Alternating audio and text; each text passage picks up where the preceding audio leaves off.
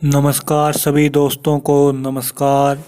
आज हम देखते हैं कलन विधि से गति के दूसरे समीकरण का सत्यापन। सभी से रिक्वेस्ट है चैनल को सब्सक्राइब जरूर करें।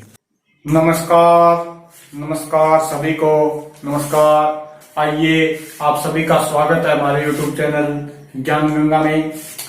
हमने कल देखी थी फिजिक्स के अंदर गति की फर्स्ट समीकरण का सत्यापन। गति की फर्स्ट समीकरण का सत्यापन किया था v equal to u plus 80। गति की फर्स्ट समीकरण का कल सत्यापन किया था। आज देखते हैं गति की सेकंड समीकरण, कलन विधि द्वारा गति की सेकंड समीकरण का सत्यापन।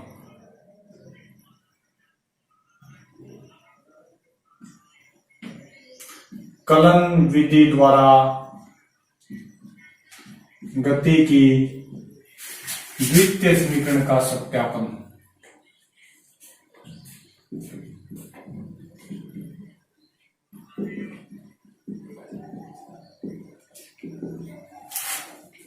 तो सभी से रिक्वेस्ट है चैनल को सब्सक्राइब कर लीजिए, शेयर कर दीजिए और कमेंट कर दीजिए कैसी लगी वीडियो। तो चलिए शुरुआत करते हैं गति की सेकंड समीकरण का सत्यापन। फर्स्ट समीकरण में हमने देखा था कि पहली जो समीकरण है गति की वो वेग और समय के अंदर संबंध दर्शाती है। वेग और समय के अंदर संबंध दर्शाती है। तो दूसरी समीकरण विस्थापन और समय के अंदर संबंध दर्शाती है। यानी कि दूसरी समीकरण है S equal to ut plus half 80 square. ये है गति की दूसरी समीकरण। इसको हमें सत्यापन करना है, इसका सत्यापन करना है, इसको सिद्ध करना है। S equal to ut plus half 80 square. S बराबर ut प्लस हाफ 80 स्क्वेयर। यह है गति की दूसरी समीकरण। तो इसके अंदर देखो कि हमें चाहिए, एक तो चाहिए विस्थापन और एक चाहिए समय। यानी कि गति की दूसरी समीकरण के अंदर विस्थापन और समय के संबंध को बताया गया है। विस्थापन व समय में संबंध। गति की दूसरी समीकरण के अंदर विस्थापन और समय के अंदर संबंध दर्शाया गया है। तो इसके अंदर हमें समय चाहिए और विस्थापन चाहिए। तो इसके लिए हम क्या लेंगे, इसके लिए हम एक फॉर्मूला लेंगे तात्क्षणिक वेग का। पहली समीकरण के अंदर तात्क्षणिक त्वरण दिया था, अब हम लेंगे तात्क्षणिक वेग।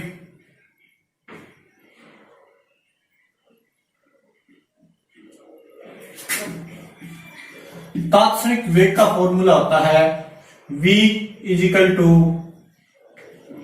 ds upon dt।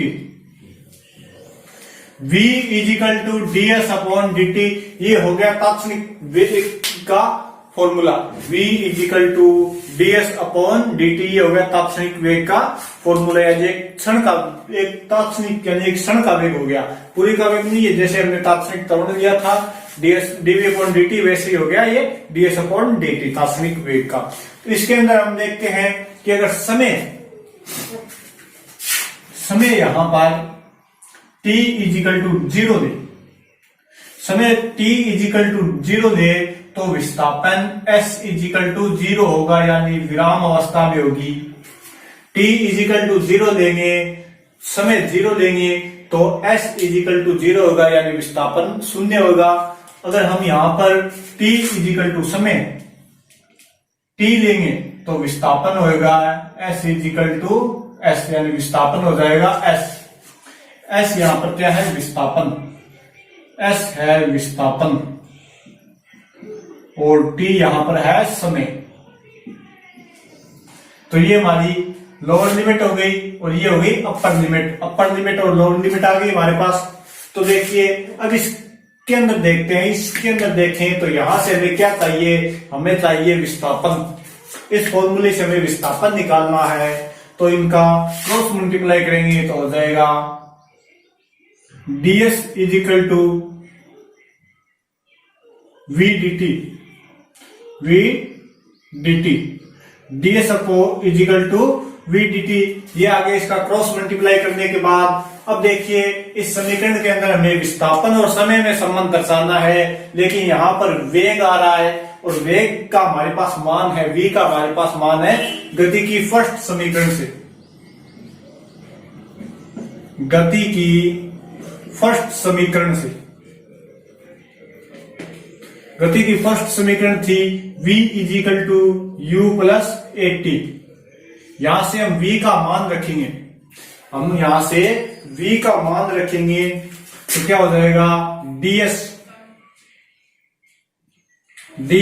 Is equal to v का मान ये रख दिया यहां पर u प्लस एटी गुणा में dt।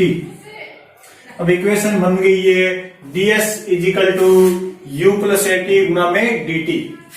इसका अंदर गुणा करते हैं तो यहां पर आ जाएगा ds इजिकल टू, इसका अंदर गुणा किया तो हो गया u dt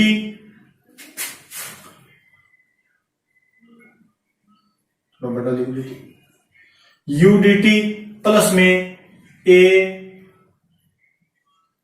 एटी dt। ये हो गया u equal to ds equal to u dt plus में 80 यहां पर है, इसका गुणा करना है dt से तो हो गया 80 dt। ये आ गया हमारे पास, इसका अंदर गुणा किया तो ये आ गया। अब देखिए अब क्या करना है, ये तात्क्षणिक त्वरण है, सॉरी तात्क्षणिक विस्थापन है, ये क्या है तात्क्षणिक विस्थापन है, इसको पूरा करना है तो इसका क्या करना पड़ेगा समाकलन। तो दोनों पक्षों में समाकलन करने पर, दोनों पक्षों में समाकलन करने पर, दोनों पक्षों में क्या करना है समाकलन करना है, क्योंकि तात्क्षणिक विस्थापन आया है, इसका पूरे का अगर हमें चाहिए पूरा विस्थापन चाहिए तो इसका समाकलन करना पड़ेगा। तो यहां पर इसका समाकलन करेंगे ds अपर लिमिट, ये भी हमारे पास पहले निकाल ली, upper limit to lower limit equal to u dt। यहां पर t के सापेक्ष हो रहा है तो यहां पर t की लिमिट लगेगी, upper limit to lower limit plus का निशान a 80 dt। यहां पर भी क्या लगेगी, अब t के सापेक्ष हो रहा है तो upper limit to lower limit. अब देखो यहां पर लग रहा है s dt, सॉरी ये s का लग रहा है विस्थापन। यहां पर अगर समाकलन करेंगे इसका तो ये हो जाएगा s ब्रैकेट शुरू upper limit to lower limit equal to, यहां पर देखो u एक कांस्टेंट है, u प्रारंभिक वेग है तो ये कांस्टेंट है तो ये बार आ जाएगा, और विस्थापन किसका होगा dt का, और वो भी किसके सापेक्ष t के सापेक्ष। तो ये हो जाएगा upper limit to lower limit plus का निशान, यहां पर a कांस्टेंट है, a बार आ जाएगा, a कांस्टेंट है a बार आ जाएगा, और यहां पर विस्थापन किसका होगा t का, यहां पर t dt का विस्थापन होगा। तो हमने एक फॉर्मूला पढ़ा है विस्थापन समाकलन के अंदर, एक फॉर्मूला पढ़ते हैं हम समाकलन के अंदर, x की पावर n dx का समाकलन अगर हम करते हैं तो ये होता है x की power n plus 1 upon n plus 1। ये फॉर्मूला बहुत काम आता है, ये फॉर्मूला फिजिक्स में बहुत बार आता है, बहुत जगह आता है।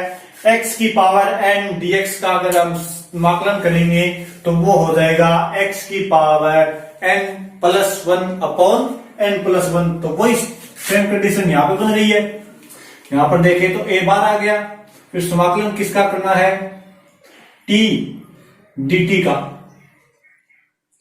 अपर लिमिट टू लोअर लिमिट, यही बन रही है। यहाँ पर x की जगह t रख दें, यहाँ पर x की जगह t रख दें तो यही बनेगा t की पावर n dt, यही बनेगा सेम। तो यहां पर t की पावर कितनी है 1, तो इसका समाकलन करते हैं तो ये हो जाएगा s माइनस 0, लिमिट इसकी इनपुट करते हैं, तो ये हो जाएगा इजिकल टू u, यहां पर हो जाएगा t माइनस 0 प्लस में a, और यहां पर क्या होगा इसकी हो जाएगी वेक्टर स्वरूप t की पावर यहां पर 1 है तो 1 प्लस 1 और बटे में हो जाएगा 1 प्लस 1, n प्लस 1 होता है, n होता है पावर कितनी है, यहां पर t की पावर 1 है तो ये हो जाएगा, नीचे दिखाई दे रहा है। तो यहां पर हो गया, क्या हो गया s, अब चलिए यहां पर लिखते हैं s माइनस 0, ये हो गया s इक्वल टू u, और t माइनस 0 किया तो ये t हो गया, तो यहां पे हो गया ut प्लस का निशान। अब ये क्या हो गया a, और ये हो गया t की पावर कितनी होगी 1 प्लस 1 यानी कि स्क्वायर होगी t की, t स्क्वायर अपॉन में 2, और इसकी लिमिट हो गई यहां पर upper limit to lower limit. अब देखिए s equal to ut plus ये एक के गुणा में एक है, कुछ नहीं होता उसके एक होता है, तो यहां पर एक ले सकते हैं, तो 1/2 ये कांस्टेंट है 2 भी, इसको बांट दिया है, और यहां पर क्या हो गया हाफ ए और टी स्क्वायर माइनस 0 की स्क्वायर, ये हो गया लिमिट इनपुट करने के बाद टी स्क्वायर माइनस 0 की स्क्वायर। अब इसको आगे सोल्व करते हैं तो s equal to ut plus half 80 square,